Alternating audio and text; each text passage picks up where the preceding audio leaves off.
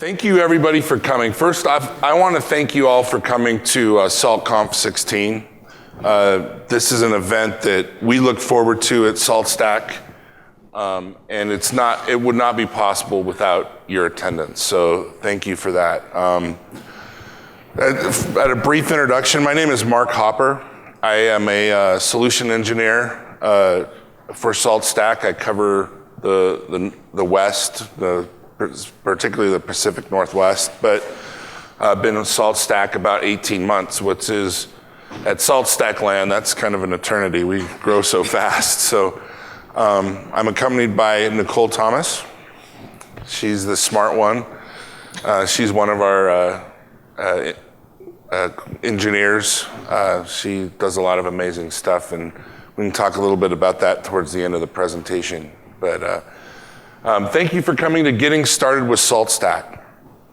Just out of just a brief description of what we're going to talk about today, and we have an agenda slide, is we're going to go over some of these core basics. So kind of the basics, we're talking about execution modules, states, pillar, grains, mine, reactor beacons, and just kind of give you an overall picture of what is SaltStack. So by show of hands, how many of you are currently using SaltStack today? Okay. How many of you have been using, so keep your hands up if you're using SaltStack. How many of you have been using SaltStack for under 2 years? Over 2 years? One guy, okay. How about a year? How many have been using it for a year? I went wrong with the numbers here, so we're all screwed up. A year, 6 months, and a bunch of more than 2, like more than 3 or 4? Okay, everybody's hands were, it's my fault, I screwed this whole thing up. I'm not as good as Matt in his presentation he did earlier. The thing I want to talk about is a little bit of the evolution of this. So I'm a solutions engineer. My primary job is to take technical information and disseminate that to my customers. I work on a pre-sales basis on a sales team.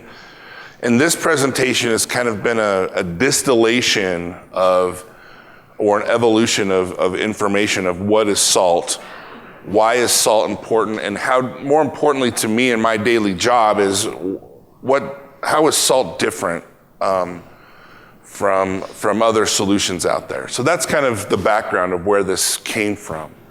Now, the reason I think it's important and the reason we're presenting it today, even with majority of the room using salt, is I cannot tell you how many times I've sat in a room full of people who are way smarter than me, who know a lot more about some of the pieces of salt than I do, tell me that they wish they had this presentation earlier on in their career. In fact, I actually had a salt engineer tell me that thing the last time I presented this, where I had salt engineers present. So I just felt that this was a good thing to get people introduced. And a lot of people, they whether your management said you're using salt or there's a lot of pieces, and hopefully I'll tie that in together and talk about some of the differences that we see in salt. So let's just go ahead and get started. It's going to start really basic. Again, we're getting started with SaltStack. So pardon my legacy terminology, but I'm old school. I've been around the block several times, way too many times sometimes.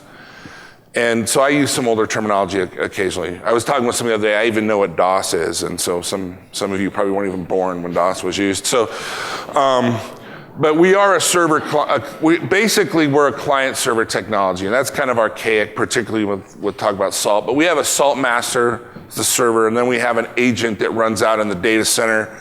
We call that a minion. And we have agents, or minions that run on Linux, Windows. You probably all know that.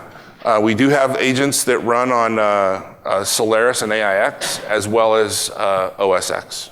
And not many people know about the latter as far as terms of we continue to develop that one. But we do have this agent that runs out in the system. So that's kind of the basic. But if you were to talk to Tom Hatch and ask Tom, what is SaltStack? The answer is he's not going to give you a configuration management answer. He won't even give you an orchestration answer. What Tom is, and his brilliance, and why Salt is brilliant, is he's going to tell you it's an event bus. And I like to add a little bit for my finite mind on that and call it, we're in a remote execution engine built on top of this message bus. And that allows all the goodness that is Salt and all the flavor that Salt has and adds to your environment. So let's talk about this message bus a little bit. When the minion starts up, the first thing the minion does is say, hey, you're the cool kid on the playground. I want to play with you. Can I participate? Can I go play dodgeball with you guys? And the master says yay or nay, right? I remember I was always the last kid chosen in dodgeball. And the captains, the only reason they had to is because we were too young to realize you didn't have to take people onto the team. But the master says, or somebody says, yes, you can play. So we accept that. And there's some RSA key exchange that happens between this. But then it makes once the master says, yes, you can play with on my team, then we have this persistent connection. And it's, as most of us probably know, it's extremely scalable. And the other thing that I always talk about is that all the traffic is encrypted across this message bus. Now, at our core, this right here is the differentiation. And I tell people, this is the differentiation between Salt and a Puppet, or Salt and an Ansible, or Chef, or any of the other players that we're traditionally lumped in with. At the end of the day, we're going to be the Blade Logics and Opswares of the world. This is also a differentiation factor in some of the other places, or any of the orchestration tools that out there, whether they be RightScale or Scalar. We also differ. This is the core differentiation. So what I'd like to do is just make sure that we talk about how this relates. So we have this persistent connection, and then we start communicating across it. So at our base, communication, if I distill it down to one command, if we could go to the next slide, Nicole, this is the distillation of in my mind, this is the distillation of the essence of Salt communication. I have some targeting criteria, and I have some instruction set. And the base format of our command, if I were to distill it down to what's the base formula, is you can see I'm using a globular expression. For everybody, I have the command, the target, and then I have some modules and function within that module and arguments. And ultimately, that's really the core, the base of it. Those modules, as you probably know, sit on top of, they sit in the minion. The minion kind of controls this. So what's interesting to me, and was interesting to me when I started learning Salt, and one of the reasons I came over to SaltStack, I have about 8 years of systems management experience with Altiris, Symantec. You'll hear those names. Several of us came from there.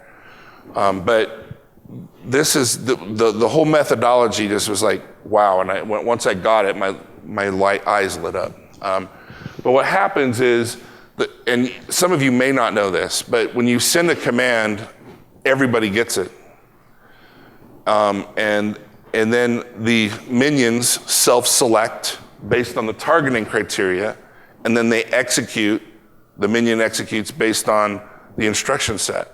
So if they don't apply to the targeting criteria, they don't execute the instruction set. The thing that I want to impress, because it fits with why Salt, why do we differentiate, is that this command and the return data from that command, from the pieces that are part of the instruction set, or the minions that are using that that are executing, all gets stored as an event in our event bus, in our job cache. Sorry, can you restate that one? So when I execute a command, it's going to go out. The minion is going to execute that command. Any return data from that command is going to put in a dictionary, and it's going to be sent back. Both of those we consider an event. and it gets stored. And I can get into all the technical details of where that gets stored, but if you have more questions on that, feel free to grab either me or anybody from our engineering staff to help that. I'm going to try to keep questions to a minimum. I'll answer yours, but I'll have time for Q&A at the end. How are the possible targets defined? So I'll get to that. Okay. Mark, do you want me to show that part, just sort of how the execution works? Do you want us to? Okay. Okay. I think I understand your question and how the target is defined. We expect globular expression, regular expression, host name, IP address, a few other things. But the key that I wanted to is this is asynchronous. It's extremely fast. That 0MQ message bus makes it so. So this is like kind of the basic core of what, if I distill everything out. Now, I can get more complicated with this, and I can create instead of a single command, this is happening in near real time. I'm sitting at the command line, I'm hacking away, boom, boom, remote executing, that's kind of where this all started. But I can then create what we call a state file. So a state file is basically, it's written in YAML. It's basically a text-based picture of what the machine or the application or whatever you're putting into state is supposed to look like. It's defined in YAML. And that state file is basically, if you distill it down, is in YAML, it's expressed in YAML, but it's essentially modules and functions and what machines those go to and what targeting criteria. It's basically the same thing, but it's a text-based picture of what those things look. So I can put something in state. So that says, is Nginx installed? That's very different than saying install Nginx, because if I say install Nginx and Nginx is already installed, what's going to happen? It's going to reinstall it. But a state allows me to say, is Nginx installed? Paint this picture? Yes. Is it configured appropriately? Yes. So state files, same thing with orchestration, which is the next level. So command, state file, and then orchestration is basically similar, only going across multiple nodes in certain orders across your entire infrastructure. But at the end of the day, this is kind of the basic right there. The important piece also is that this is all handled once the minion receives that instruction, whether it's through state or orchestration or command, it executes. Now let's go to your question over here. How are targets defined? Targets can be defined in multiple ways. If we can go to the next slide, Nicole. That one? One of the main ways that people define targets are something called grains of salt. And if you see me looking, I've got a big clock, because if you were in this room before, Matt mentioned he can go over, I can go over too. So I'm just looking at that. But grains are what I've determined, what I call attributes of a minion. And what do I mean by that? So that's IP address of that minion can be an attribute. The host name can be an attribute. What family, is this a Red Hat family box? Is this a Debian family box, or is this a Windows family box? What OS family is it? What OS is it? Is it Ubuntu? Is it CentOS? Is it Fedora? Is it Windows 2012? And you can, what versioning of those are all attributes. What NICs are in there? What's the, and one of those things, and we gather several of these. One would be like the Python version. Is it 2.7? Is it 3? These are all attributes of the box that we call grains. And we gather several of these dynamically. Every time the minion starts, it's going to gather those. So if the amount of memory changes, the grain for the memory is going to change. If this, another one would be like, if this is running KVM or is it running VMware. These are just all attributes, and I can target against those attributes. Now, the thing that's really cool and really easy is I can create my own grains. So I can have a grain of role, and I can have a value of web server. Or I can have a grain of location, and I can have a value of Sunnyvale data center. And I can have these things, and I can target against those. So as you see, I can now start to use grains to slice and dice my environment. And I can target against those. So that's part of my answer. Hopefully that answered it. If it doesn't, let's save it for the question and answer session. But If we want to get technical, grains are a key value store that's stored on the minion. That's what it is. And I can create whatever key and I can put whatever values in there in addition to what Salt does by itself. I've kind of in my brain, and again, if I were to talk to some of our engineers, they'd be like, Mark, that's not entirely accurate. That's my favorite line from Independence Day. We got the new Independence Day movie coming out. My favorite line from that movie is when they're on the plane and the president says something like there aren't really aliens or something, and his chief of staff or something goes, well, that's not entirely accurate. So that's my favorite line, but these are kind of just overall high-level definitions, but grains are, I think of it as minion data for the minion, right? I can use grain data to target, and remember the minions self-select, so it goes and grabs its grain data. I can use grain data to configure, so I can have a state file that references, you need to listen on these IPs. Well, those are my own IPs. So I can pull grain data. What that allows me to do is variabilize a state file to say pull your IP grain data instead of hard coding something like IP addresses. So grain data is minion data for minions. The next slide, we're going to talk about another data set. Again, it's another key value store, and it's pillar. And pillars are extremely important. How many of you are familiar with Chef? Okay. Chef, the equivalent would be data bags. How many are familiar with Puppet? I believe that's called Hyra. I could be wrong on that word, but pillar data, again, it's a key value store. A lot of times people will store secret data like password data. You can store configuration data in there. It's minion data, but it's typically minion data that's controlled by the master. So you can variabilize your state files with minion data, with pillar. And let me give you an example of that. If I'm, let's say, building a MySQL database, I need, at some point during the provisioning process of MySQL, I need to insert a password. So so in my state file, I can variabilize and say, go get that minion's pillar for MySQL password. And I can store that in my pillar, and it only the master really has access to give that out, and it's for that purpose. Now, the interesting thing is if I have 10 MySQL servers, I can just change the password in pillar, and then when I build a new one, it grabs that new password. I don't have to change it on the other thing is I can write a state to go change that password across all my MySQL servers.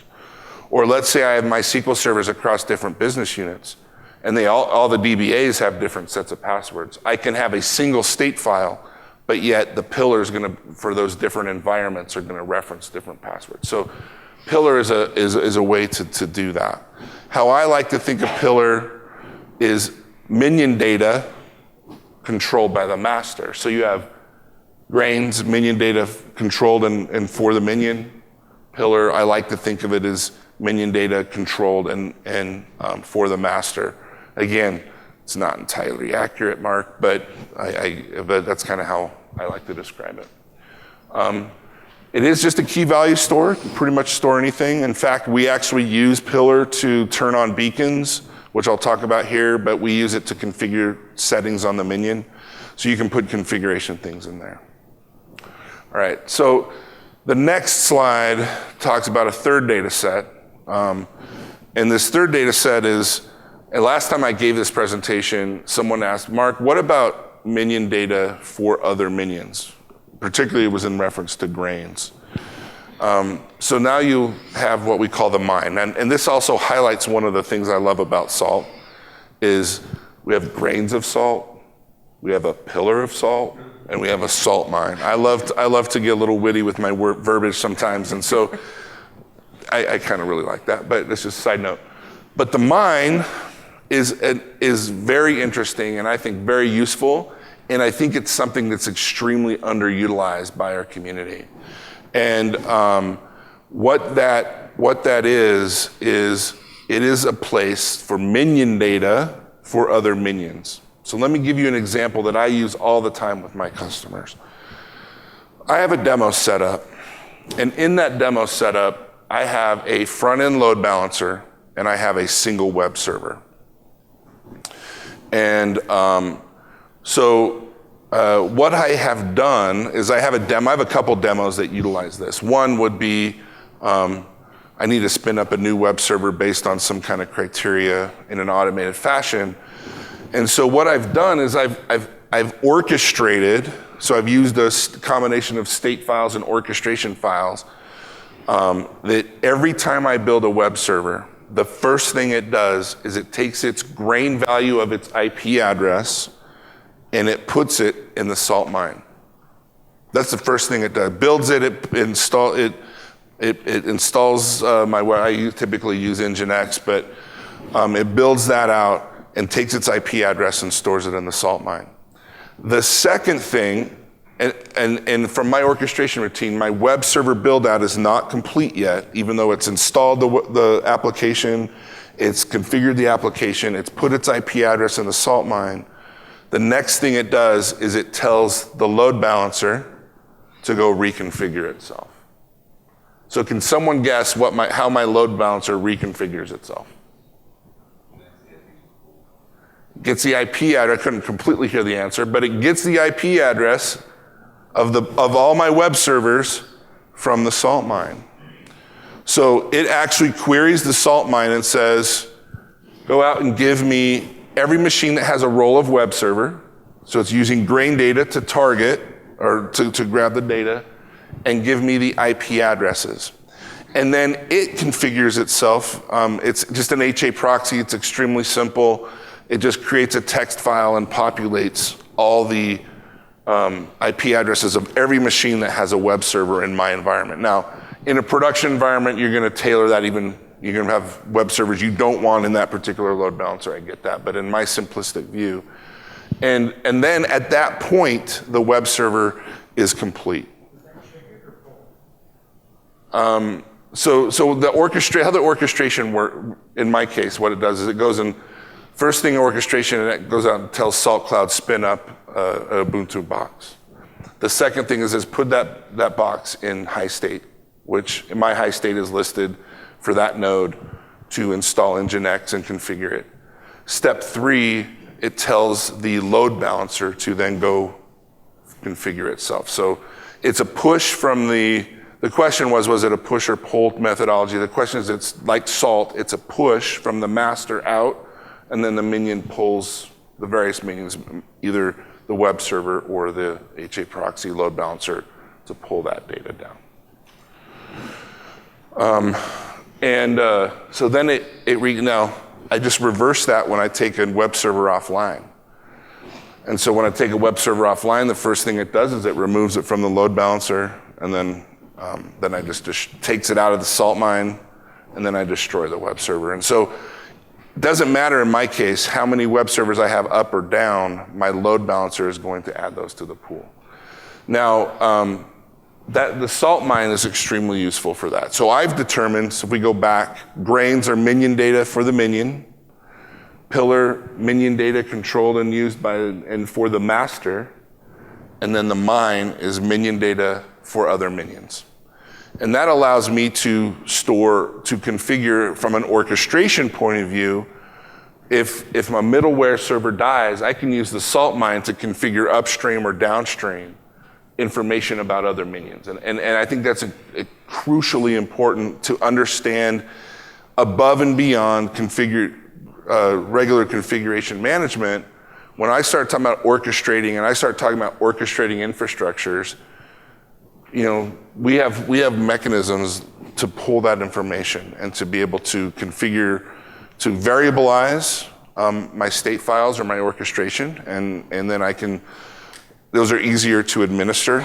If I had several state files for several different types of environments, so let's say I had Apache in 7 environments, and each Apache instance, there was some minor tweaking, but I had 7 different state files. That could become a nightmare to administer. So, It's almost like an alternative to a separate service discovery engine.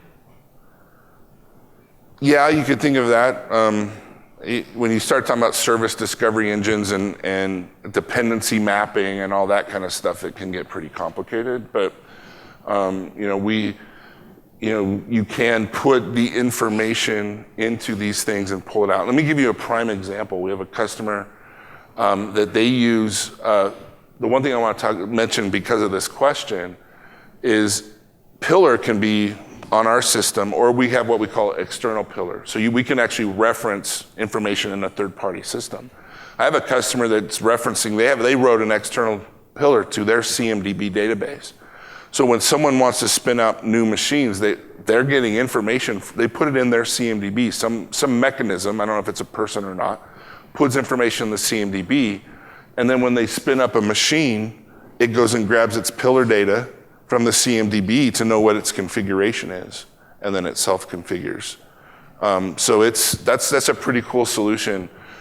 We can store Pillar data we can get it out of Git, we can get it out of, there's several external Pillars out of the box. Theirs was proprietary, so they wrote their own. But there's some really cool things you can do with that. All right. So the next slide here is where I get real excited and where a lot of people at Salt get excited, and that is our Reactor system. In our Reactor system, we have the ability to, now the reason this is cool is if we go back to my initial part, everything going across this is an event. The Reactor system can react to events across that event bus. So now we can, and so it listens, I hear an event, and then the Reactor can then do some action. And that action could be notify in Slack, or it could be go deploy this out in AWS, this entire infrastructure. We heard in the keynote about being able to deploy data center, right? Virtustream wants to be able to do single command data center deployment. Reactor would, something happens in their data private cloud, they can then react and go into AWS and spin up their entire data center in AWS because something happened locally. That's some really cool stuff. So the Reactor system really starts to take this to the next level. What makes it possible is the event bus that Tom Hatch used for this.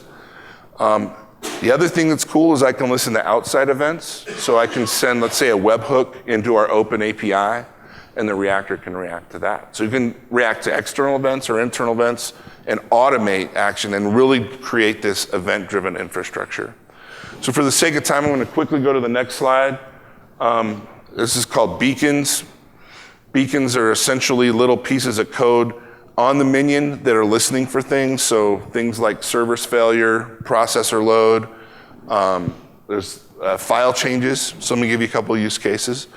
Developer gets into the box to change some code directly on the box. The beacon can say, "Oh, you changed the file system," and then it can send an event over to the master. The master can react, "Oh, my file system changed, the configuration changed." So you can either A, which is probably what I would prefer, you notify somebody so they can educate that developer. You don't go SSH into the box to make a change. You do that through our normal code process. Or you could be as drastic as change it back. You can put that machine in state, and it'll take put the machine and put it in state. But the beacons combined with the reactors allow you to now have an automated system that you can be self-healing, you can do predictive orchestration, you can really start to do this event-driven infrastructure that we talk about all the time in Salt. So that right there is the difference between Salt and every single other player in the market, is this event-driven infrastructure and the ability to do that on top of the remote execution capabilities. And that's why I work at SaltStack. Is I worked in systems management for 8 years, and we promised this to people that we never delivered on it. So we actually deliver on this thing. So the last slide here, just at a high level, and then we'll open, and then I think Nicole has something to show you, and then we'll take some quick question and answers. But we do offer an agentless solution. We start back, I said we are client server. We do offer an agentless solution. It's called SaltStack. If you're familiar with Ansible, we have the same type of solution. If you're going over a couple of 200 nodes, I wouldn't recommend it. It's extremely slow. The last piece is proxy minion. How many of you have heard of proxy minions? Not very many. I'm going to tell you something. It's like the best lollipop you've ever had in your life. Proxy minions are, for me, I love this thing. Proxy minions are relatively new, out in 2015.8 release, I believe, Nicole, is that? 8.2 or something where they started working? I can't remember. Yeah, they're relatively new. But what they allow, so in order to use SaltStack or use Salt, you have to run our minion on a machine that has an entire Python stack. That's a requirement. How many of you have devices in your infrastructure that do not run an entire Python stack? I should see every hand up. If you have a switch in your environment, you have one of these things. So unless you have one single machine and you sit in front of it all day, I guess, Battlestar Galactica, they didn't have any network connectivity in the machines there. So I guess it's possible. But proxy minions are a process that are written for a particular device. And what they do is they'll run on a machine that probably has a normal minion anyway. But what that proxy minion does is it takes Salt language like pkg.install and translates that via API and communicates in a language that the device understands, typically via an API, but it could be via over SSH as well. But it translates Salt commands into various communication methodologies or commands for that device. So what you can now do is you can now put a device in a particular state. And so you could do, let's say there was a feature, let's say you had a firewall, and there was a feature you needed to turn on in that firewall. I could go pkg.install, so I can go target, firewall X, pkg.install, HTTP block or whatever, right? That means, so what happens is the proxy minion will translate the package.install and the arguments to whatever command that firewall understands to turn on that particular feature in that device. And so you can put the device in state. I can throw a new firewall or a new switch into a rack and just put that machine in state based on my configurations. The other thing you can do with this is you can actually write a proxy minion to something like an Elk stack or a Mesos cluster and treat the cluster as a single unit. And so it doesn't matter which nodes are running in that cluster. They have their own minions, you can run those there, but I can treat the cluster as a single unit via these kind of things. So I get real excited when we start talking about IoT and full infrastructure deployment. In fact, Nicole, she runs one of the magic of writing these things. She's written several of them. So if you have questions, but proxy minions I get real excited about that. So yeah, and if you're interested in learning more about the proxy minion, I'm doing a talk later on that today on the last spot. So yeah, so I get real excited about it. And unfortunately, I can talk an hour on proxy minions, but we don't have a lot of time. Nicole has a short demo just to kind of go over some of these concepts, and then we'll take some question and answer before the end of the class. Okay, so I probably am going to go through this a little quickly. You mean to zoom, make it a Oh, little bit yeah. bigger? Is that better? More? That's good, right? Okay. So the first thing you have to do is make sure all your minion keys are accepted, right? We kind of went over that. I'm sure most of you have seen this, but in case you haven't, I wanted to go over it anyway. So I have 3 minions running right now. 2 have already been accepted by the master, and then I have a local minion that wants to come to the party. So I'm going to accept that minion. Yes, that one is there. And now I can see all 3 of my minions have been accepted. And now we can use Salt to, we'll just ping them really quick. And then you can see that glob targeting, the star means all of my minions, and they're all returning true. Let's see, I'm trying to see, I guess we probably want to see a state. And I know we want to have some time for questions. So what a typical state looks like is, I just put together this, really, we were talking about Nginx before, so this is what a very simple state would look like to ensure that Nginx is installed on the minions that you target. So we'll just run it on all of them. To apply the state, there's a lot of different ways to do this, but one really simple way is to just run this single state. And it's just the name of the state. Oh, and one thing you can do with states that we didn't really talk about is you can run them in test mode. So if you run these with test equals true, they kind of will show you what will change and can kind of help you determine what might change on the system. So here we can see that, oh, Nginx is not installed on this particular minion, and that these are the packages that will be installed, and then on this minion, it's already ready to go. So if you run it without test equals true, that will actually execute the state, and in this case, install the packages where they need to be installed. So we'll just wait for that to run for a second.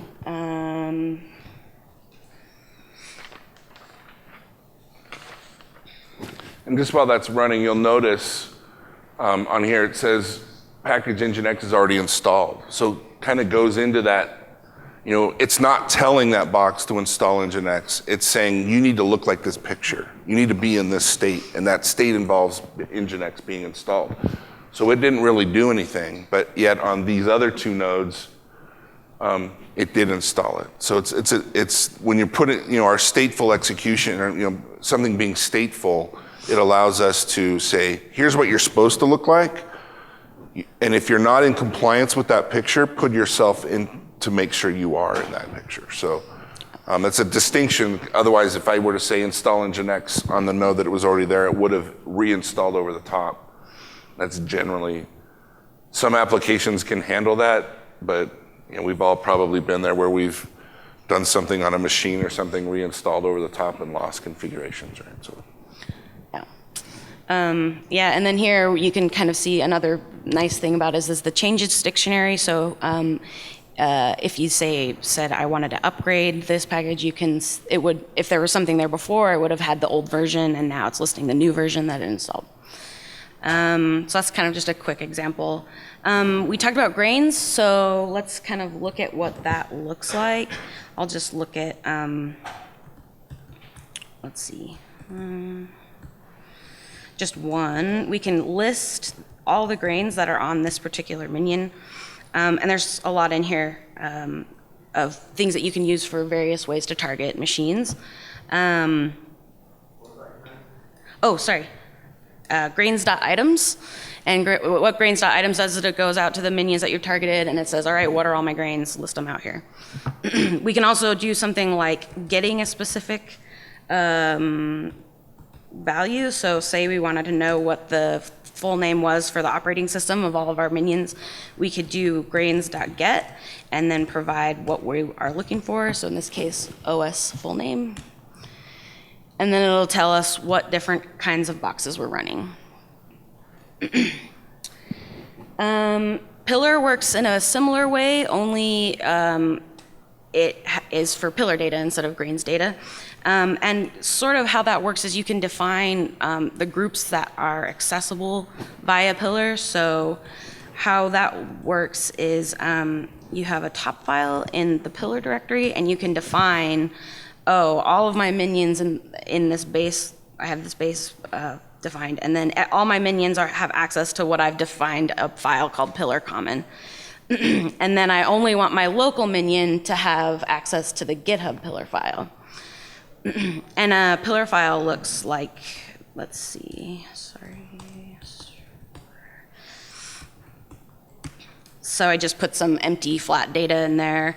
And now we can do the same thing to see, all right, which of my minions, let's list the pillar information for my minions. So here we can see an example of all the minions have access to that pillar common, but only my local minion has access to the GitHub stuff.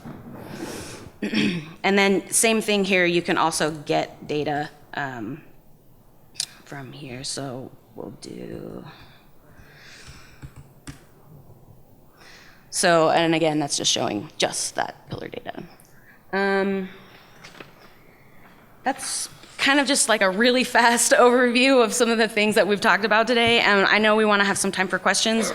So I can show you guys an example of Reactor if you want to come and talk to me later. But I think we should open up for questions so there's time. Question right here. The state file, where does that live and when is that generated? The state file? So the state file resides typically on the master or is accessible. I recommend putting it in a repo like a GitHub Git repo. And then the master basically grabs that and sends that over to the minion. So it's not stored on the minion. Is there a really dumbed down way you can explain formula? Dumbed down way to explain formulas, great question. How I explain that, and ultimately I'm on the sales side, so that speaks for itself, right? A formula is basically a grouping of one or more state files and maybe some pillar data or anything else kind of in a neat package for a particular application. So the reason that's important is sometimes when you're configuring an application, you have multiple state files that will do different pieces of the application configuration. So you can put things into a formula, and in a formula I can have all sorts of things, but typically you'll see one or more state files, any kind of configuration file templates that are used that you may use Jinja to variabilize, and then any kind of pillar data that thing's all put together in a package. And typically they're stored in a single Git repo. So, all right. There's here and then here. Can you talk quickly around how you would accept keys in a situation where it's not necessarily interacting with the master? So for instance, like if you're using an auto scaling group in AWS, or you have like containers that roll them down, how do you join those to masters without having to sit on master and then accept every One would be if you use Salt Cloud to do the elasticity to spin up those things in that kind of in an auto scaling environment. Salt Cloud will auto accept those keys for you. You can pre-populate the keys so that the keys, when the minion comes, it's already pre-populated with the master's pre-populated with the keys, so it knows that they're supposed to be on the playground. You can set it. We have an auto accept feature. I recommend you do not, in capital letters, do not use that, but we do have that feature. So there are various mechanisms, and I have customers that get really creative with that. Yeah, the data that goes to the salt mine, how is that stored and how do I get access to it? So for example, you said you gave an example where you're putting IP addresses in there. Right. So similar to, you have the pillar.get, pillar.item, grains, we have a mine module. And so you basically say, tell machine X to go to the mine and get, in my example, every machine with a role of web server, and then a network.ip adder. So there is an actual module that allows you to put within your state files or to export to the console to do that. Very similar to what Nicole did with grains or pillar. So there's no way to put that into a persistent database? I don't believe we have an external mine at this point. So it's stored in a file on the master. So where do I find tutorials, and is your stuff that you're able to figure out running somewhere behind? You can get my business card, and I can tell you where. It's written for me to just build, but I can give you access to my repo, and you can get that there. Tutorials, great question. If you just do a Google for getting started at SaltStack, which would be the getting, and then, it's all out there. Our getting started guide's fantastic. You can download a Vagrant file, and it'll spin up an environment for you to pound on to learn with. So, but it's, yeah. One question here and then one in the back, and then we'll be done. Would it be possible to get hold of these slides? I believe that all this stuff think is we're going to posting be it. posted online. So. What are secrets stored and retrieved? Typically, by default, our pillar is just clear text. Most people will encrypt, if they're storing passwords in that, they encrypt the pillar with GPG encryption, and then that data gets decrypted by the minion when it gets sent over. So, yeah, and from a pillar perspective now, everything is encrypted with those two keys that Nicole showed you the accepting. That's all AES encryption, but if you want to encrypt your pillar, that's all online how to do that. And basically you encrypt the pillar file. So if you look at your pillar file, it's just a bunch of encrypted data, but the minions will decrypt it as needed. I just look up pillar encryption and it'll show up there. All right. Thank you. I know you had a question. If you want to ask it after, just come up and I'll ask that for you. But thank you for coming to our thing.